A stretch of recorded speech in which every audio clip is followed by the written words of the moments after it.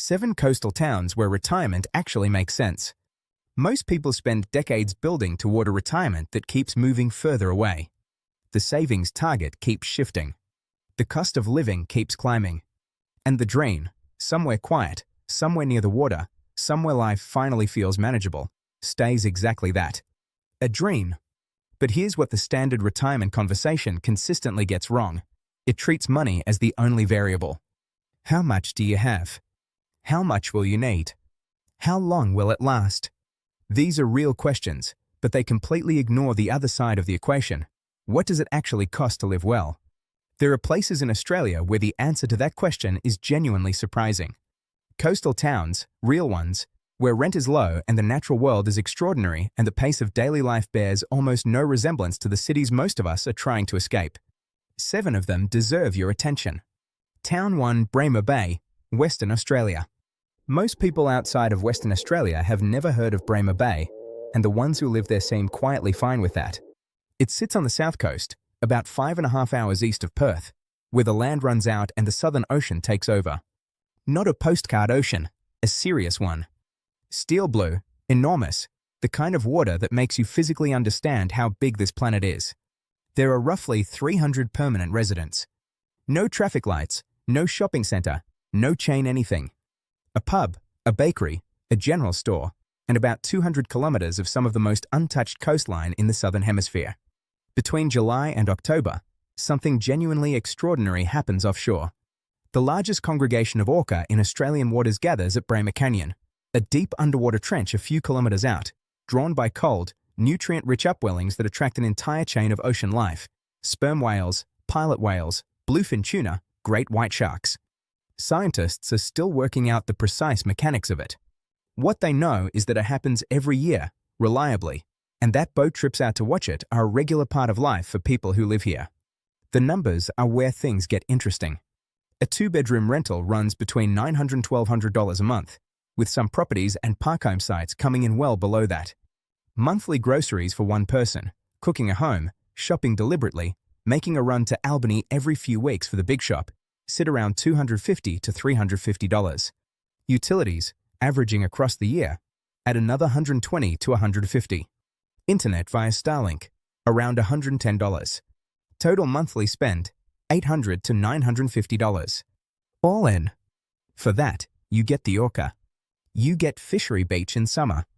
You get near total silence at night and a community of people who arrived here on purpose, drove the 5.5 hours, and decided what was at the end of that road was worth staying for. Town 2, Streaky Bay, South Australia. The Eyre Peninsula is best known to people who care about seafood, and for good reason. The waters here, cold, clean, swept by the same currents that circulate across the Southern Ocean, produce oysters, tuna, prawns, and abalone that are among the finest in the world. Streaky Bay sits on that peninsula, on a sheltered bay that protects it from the heavy swell pounding the exposed by coastline. The water, on the right morning, is the color that happens when clean Southern Ocean sits over white sand in strong light, somewhere between teal and glass. It looks painted. The town has about 1,100 people, a small supermarket, a hospital, a school, a swimming pool, a bakery making pies filled with local tuna, and a caravan park right on the bay that is consistently rated among the best positioned in the state. Just north of town, the coast gets serious. Murphy's Haystacks, ancient granite boulders worn into shapes that look deliberate and strange. Point Labatt, a mainland breeding colony of Australian sea lions where you can stand on a cliff watching them for as long as you want, with no tour company, no ticket, no booking required. Rent, a 3-bedroom house runs $800 to $1,100 a month. Smaller properties come in below $700. Park homes on permanent sites, around $400 to $500. Real estate sale prices are low enough that a modest retirement savings package can buy a property outright, ending the rent conversation entirely. Groceries for one person, $300 to $380, and that assumes you're not fishing. Many Streaky Bay residents do fish, because the fishing is genuinely excellent, and a flathead or whiting brought home and put in the pan with butter and lemon costs approximately nothing. Total monthly spend for a renter, $900 to just over $1,000. For an owner, often below $600. What money cannot buy here is the space. Real space, the kind where you look in any direction and eventually the human-made world stops, and the natural world takes over completely, without apology. After a few weeks, it stops feeling like emptiness. It starts feeling like the correct amount of room. Town 3 Cardwell, Queensland. There is one thing about Cardwell that changes the entire picture the moment you hear it.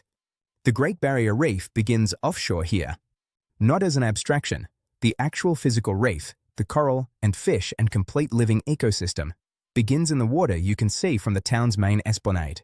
The channel between the coast and Hinchinbrook Island, one of the largest national park islands in Australia, is considered one of the finest sea kayaking destinations on the continent. People travel from Europe specifically to paddle the Hinchinbrook Channel. Cardwell residents have it available on any given Tuesday morning. The town sits on the Bruce Highway about halfway between Townsville and Cairns, in a narrow corridor between the Coral Sea and dense, unbroken National Park rainforest. Population around 1,200. A working town that most Queenslanders drive through without stopping. They're missing quite a lot. The Cardwell Spa Pools, natural rock pools in the nearby rainforest, fed by a cold, clear creek, where you can swim under a canopy that has been essentially unchanged since before humans arrived in Australia, are not really a tourist attraction. They're just a place the locals go swimming when they feel like it. Rent. A 2-bedroom house costs $700 to $900 a month. Units run $550 to $750. Caravan park sites with a foreshore position on the Coral Sea, around $350 to $500 monthly for permanent residents. Groceries for one person, cooking at home, $280 to $360. Tropical fruit grown locally, mangoes, papaw, bananas, is extraordinarily cheap here in season. Total for a renter, $850 to $950 per month. One honest warning, Cardwell is in cyclone country. The town was directly hit by Cyclone Yasi in 2011, one of the most powerful cyclones in Australian recorded history. The town has been rebuilt, but the vulnerability is real. Cyclone insurance adds to ownership costs, and the risk needs to be factored in honestly. For the thousands of long-term residents who have made their peace with it, the trade-off is more than acceptable. For some people, it's a deal-breaker. Only you can make that call. Town 4 Victor Harbour and the Fleurieu Peninsula, South Australia. Victor Harbour has been on the retirement radar for years. It's been named one of the best places to retire in Australia more times than most people can count. So it isn't hidden, but it has a hidden side worth paying close attention to. The real discovery on the Fleurieu Peninsula isn't Victor Harbour itself.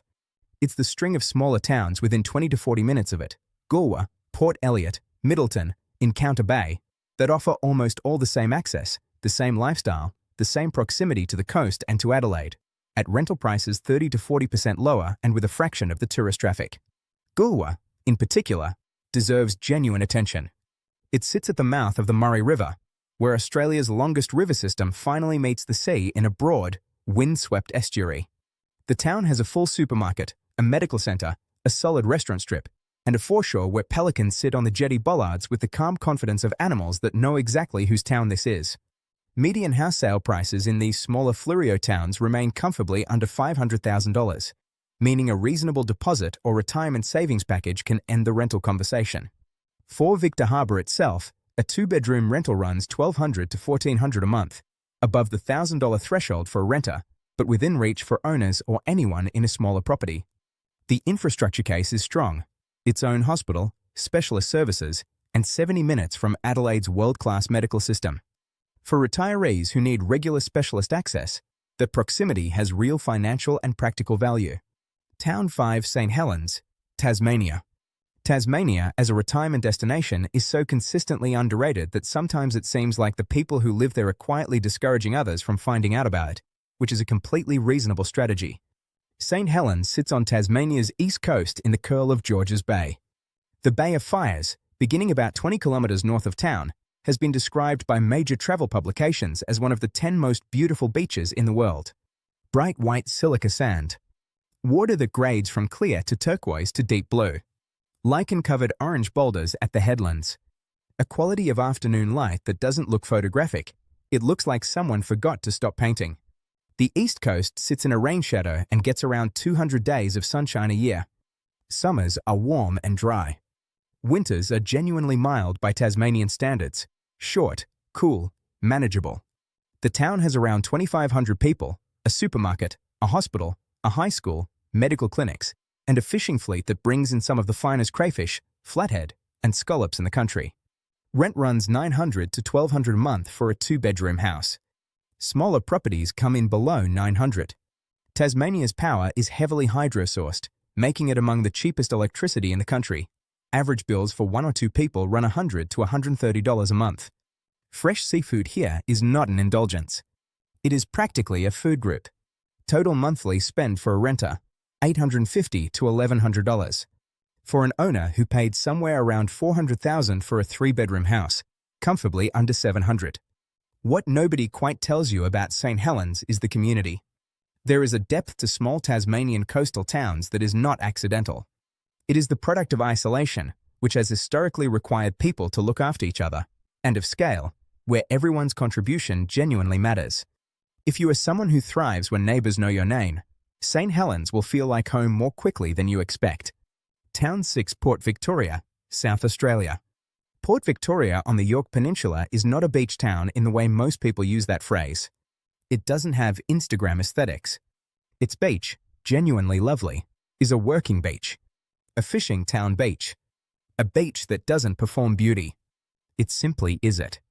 About 160 kilometres west of Adelaide, facing Spencer Gulf, 300 permanent residents, a general store, a caravan park, a boat ramp, and a pub.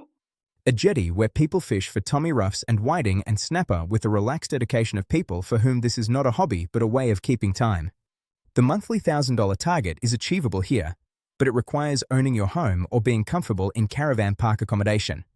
The rental market is extremely thin. What's available moves fast. But here is the other side of that. Median house prices in Port Victoria sit between $180,000 and $260,000. This is not a typo. For a price that wouldn't buy a storage unit in parts of Sydney, you can own a freestanding house on Spencer Gulf. Many people reading this have that in superannuation right now and simply don't realize what door it opens. For an owner, total monthly living costs, groceries, utilities, internet, everything, run consistently under $600 a month. Some residents run below $500. The full age pension for a single person currently pays around $2,200 a month. If you own your home in Port Victoria and your total non-housing spend is $550 to $600, the pension alone gives you a real surplus every fortnight. That is not a hypothetical. That is the actual mathematical reality of the life people are already living here. Town 7, Hopetoun, Western Australia. The last town is the most surprising, and it illustrates something about the word hidden worth carrying with you. Hopetoun sits on Western Australia's south coast, on the boundary of Fitzgerald River National Park, a UNESCO World Biosphere Reserve since 1978. The park contains more plant species than the entire British Isles, around 1,800 species, a substantial number of which exist nowhere else on Earth. Botanists travel from every continent to study it. The beaches surrounding Hopetoun routinely appear on lists of Australia's most beautiful places, usually without any useful explanation of how to actually reach them. The town has 600 people, a small IGA, a medical centre, a school, a pub, and access to some of the finest recreational fishing on the south coast. House prices sit between $150,000 to $220,000, among the lowest beachside property pricing anywhere in Australia for a town with functioning infrastructure. Monthly costs for an owner, groceries, around $280 to $340. Utilities, around $80 to $120. Internet via Starlink, $110. Private health insurance, $80 to $100. Total, $650 to $750 a month, all in. The nearest hospital is in Esperance, about an hour away. Medical evacuation if something serious happens is a real consideration. For healthy, active retirees in their 60s, that calculation often still comes out clearly in Hopetoun's favour. For someone with complex health needs, it may not. That's a call only you can make.